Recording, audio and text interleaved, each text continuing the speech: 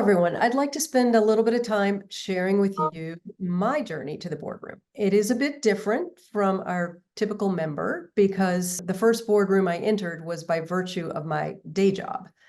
So I got my MBA from Stanford in 1988 and was recruited immediately into a large global private equity firm, Warburg Pincus, and I was recruited into their healthcare group.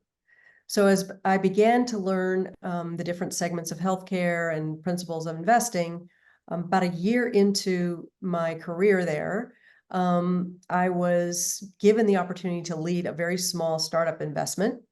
And I was given the opportunity to be the board representative for Warburg Pincus. And that was kind of crazy because I had no experience at all being in a boardroom. But I did immediately go into a collaborative group that of very experienced board members, and that's how I learned the ropes over time. I've served on more than 40 boards cumulatively in my career. When I was active at Warburg for over the 28 years, I would say on average, I was on about 5 boards at a time. One time I got to 9, which was way too many. And occasionally it was fewer than that. So just sort of adding up 28 years and that number of boards, I think I've added up more than 175 years in the boardroom.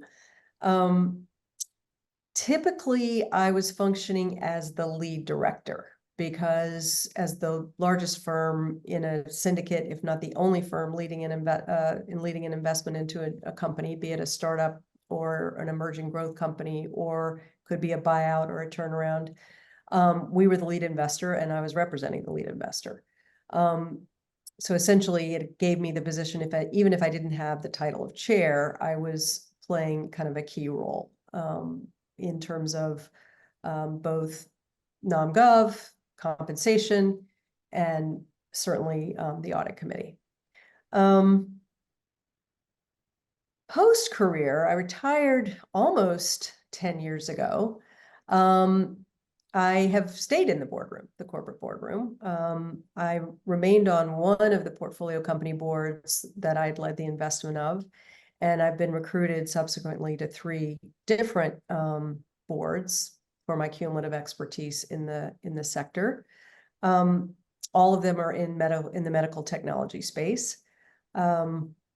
I chair 2 compensation committees, and I chair 1 nom-gov committee, and I serve on 1 audit committee. So I've got that full range, continuing to be a part of my board journey. Later in my career and continuing since my career, I've also had the privilege of being recruited onto the board of 3 very different academic institutions. One, a large research university, Stanford University. The second is a small liberal arts college that was my undergrad, the board of the independent school that my children attended. So that's given me a lot of perspective across academia in the nonprofit space.